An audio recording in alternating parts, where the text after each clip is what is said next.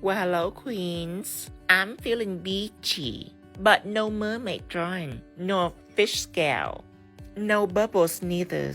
So let's see what I come up with.